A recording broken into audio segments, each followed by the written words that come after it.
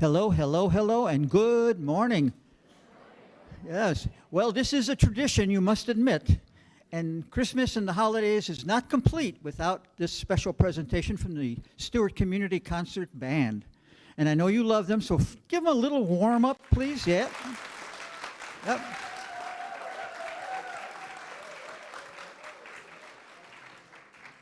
It's really quite difficult to get every technical thing done here because this is just a library, but we're doing the best we can.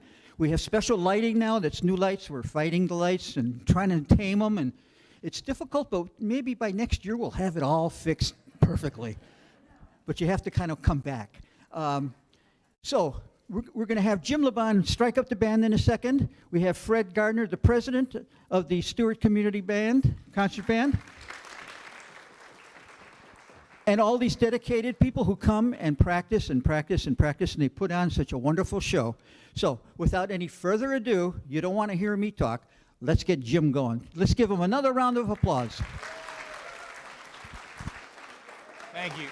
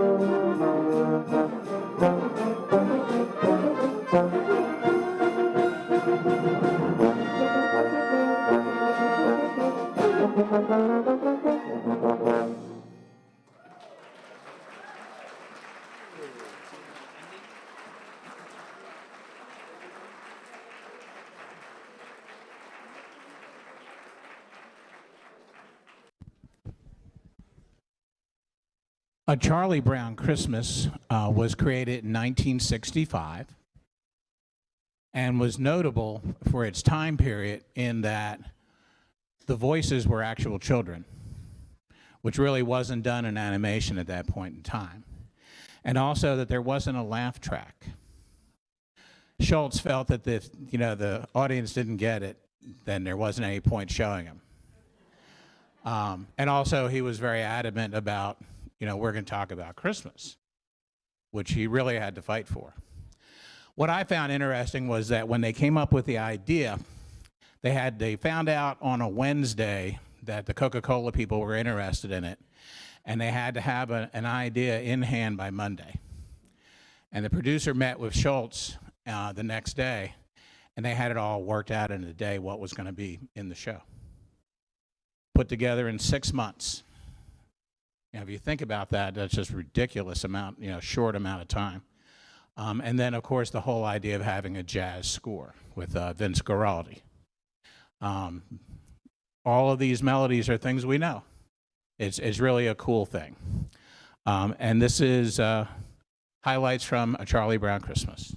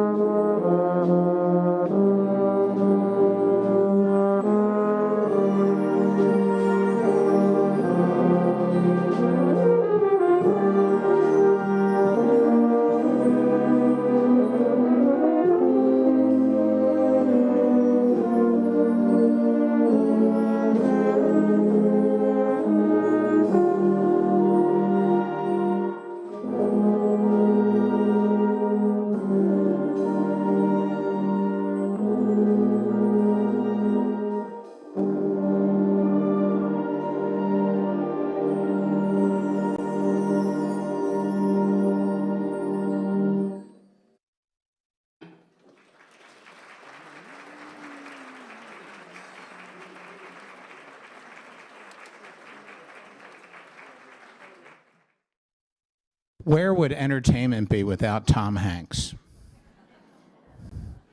I was sitting in the back in a rehearsal a week ago, and I was thinking to myself that very same thought, and I thought to myself, we could do a whole concert on nothing but Tom Hanks.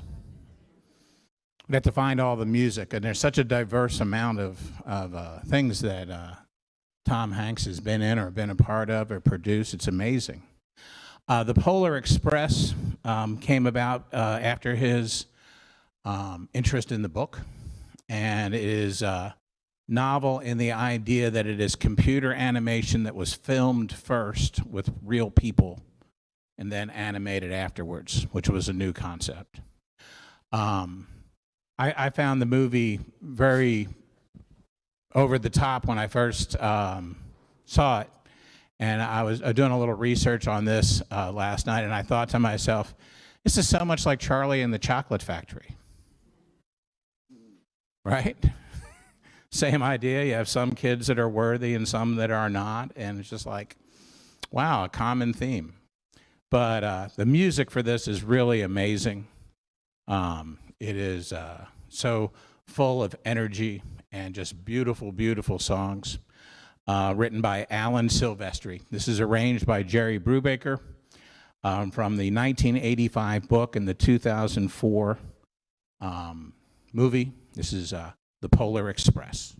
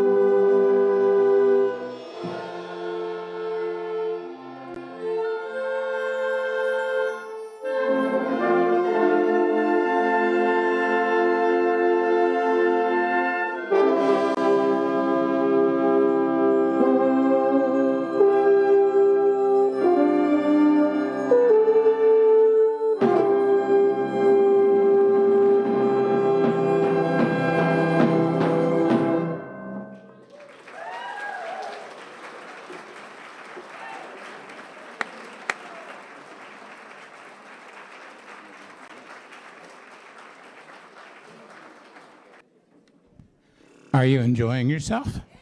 Yeah. Isn't that cool? What a marvelous band. Holy cow. Huh. There's so much talent on the stage. It's such a fun group.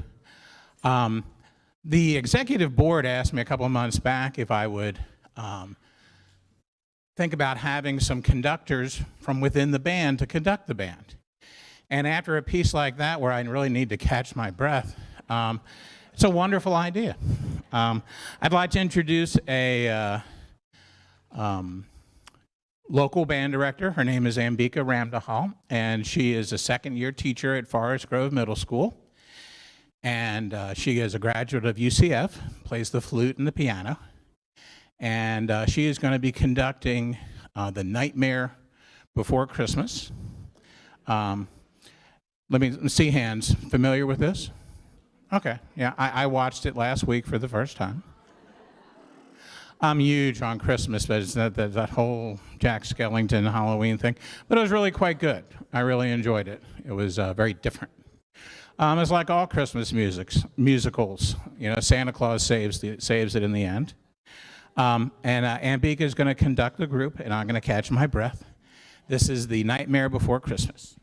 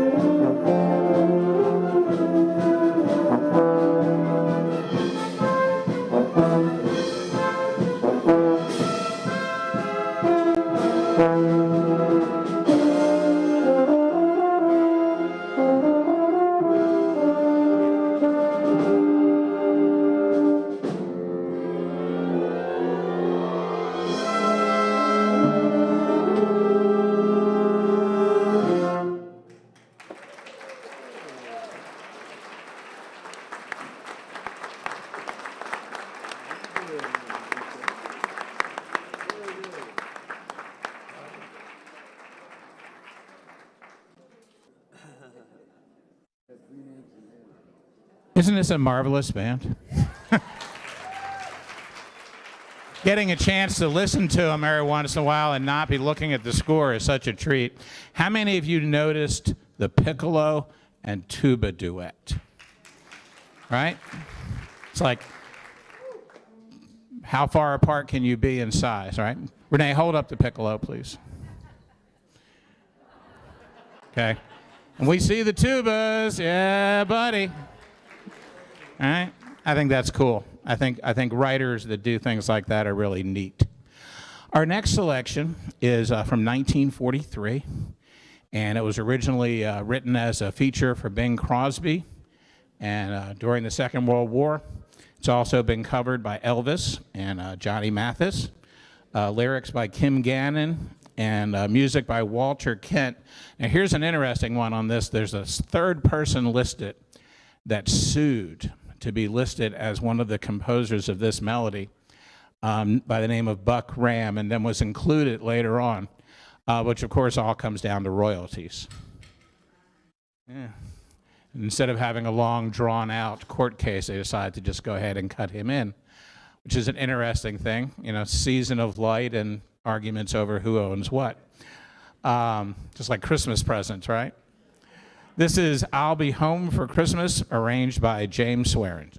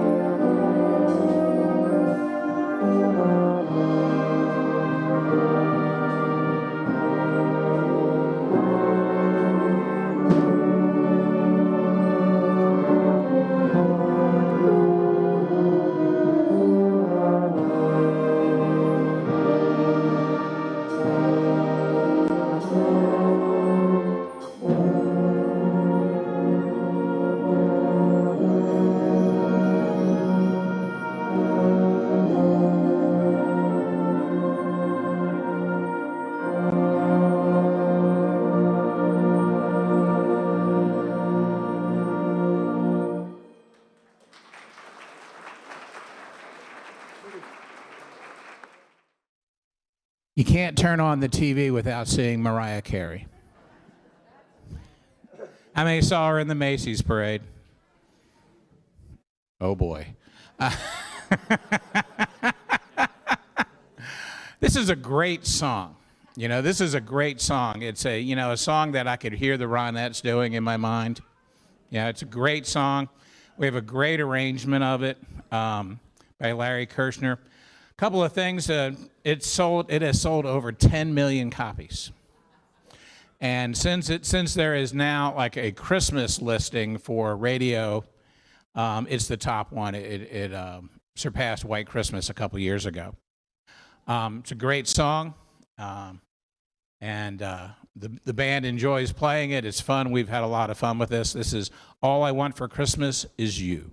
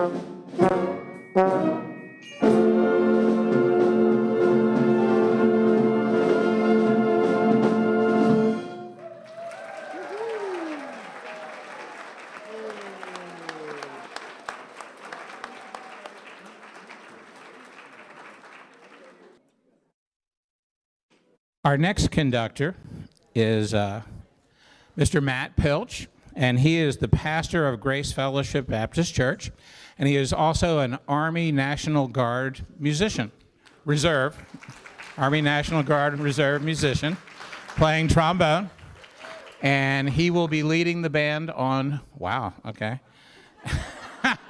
I can't do that. That's good, man. I'm impressed. To Overture on 34th Street.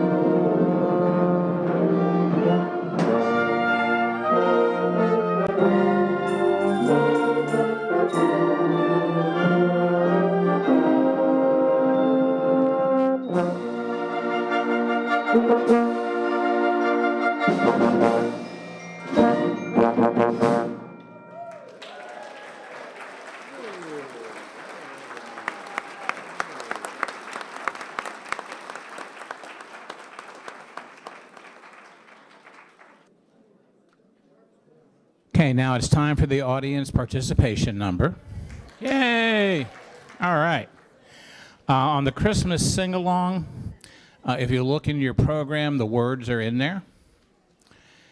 Okay? And I will turn and cue you when it's your turn to sing. Okay? Now, each song has an introduction, so don't come in early. Okay? Just watch for your cue. Okay, I'll turn around and cue the beginning of each song to help you in. This is Christmas Sing-Along, arranged by James Ployhart.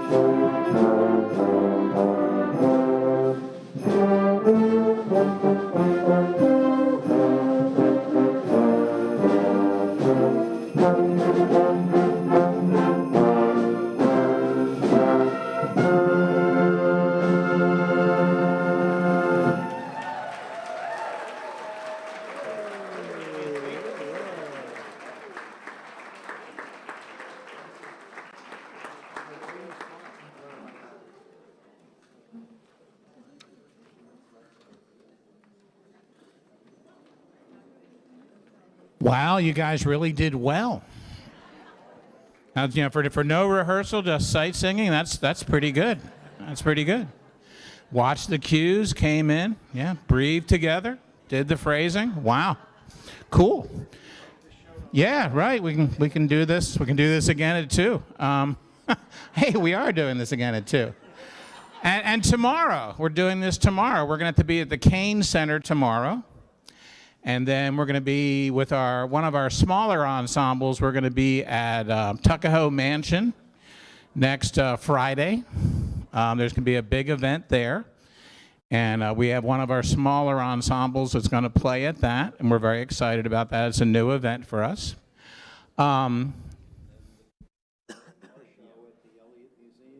That's right. We're also going to be playing for the Corvette car show at the Elliott Museum on December 11th at 11, which is another free event, which would be really well worth seeing.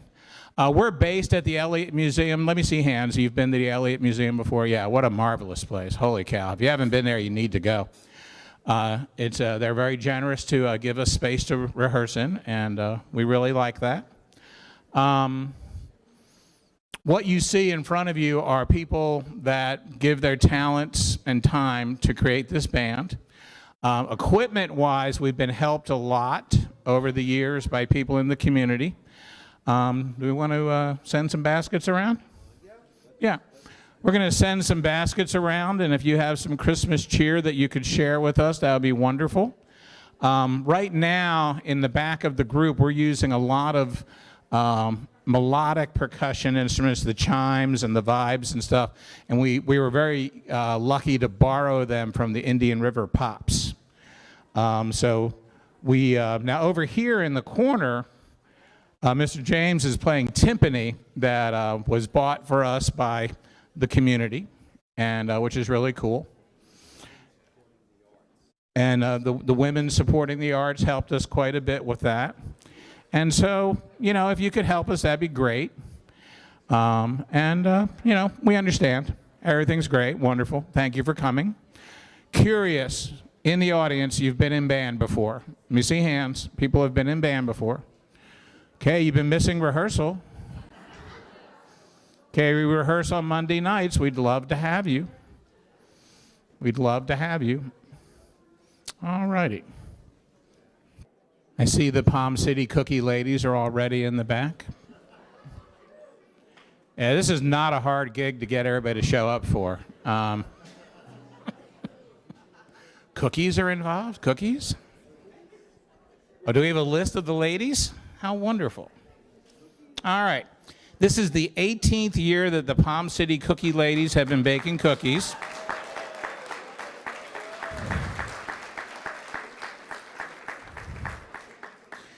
And decorating the stage for our concerts. I'd like to thank Yvonne Pryhuber, Donna Gans, Barbara Hammersch, Sherry Walker, Pat Northcutt, Lori Baird, Inga Ernst, Marie Portualo, Doris Hoffman, and Pat T. Meyer for spearheading this and helping with the holiday spirit and cheer. And of course, I want to thank the band. What a marvelous band. This is such a joy to conduct.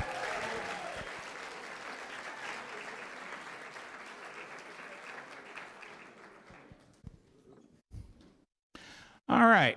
Our next selection is a piece that has been with us and associated with the holidays since 1953 with Eartha Kitt singing Santa Baby, and then had a renaissance when Madonna decided to do a cover of it.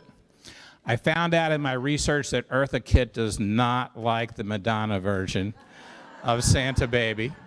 I think it's pretty good, but, jealousies. It's originally done by Eartha Kitt and the Henry Renee and his orchestra in 1953. It was banned in the South for being too suggestive for a holiday song. I'm not kidding. And it's been in many films and TV. It's been parodied a lot. And it has sold over 600,000 copies. And my favorite little factoid about this is that Michael Bublé's version has been voted one of the worst Christmas songs of all time. Like, okay, there's something I did not know. We always like to, share information. All right, so without further ado, Santa Baby.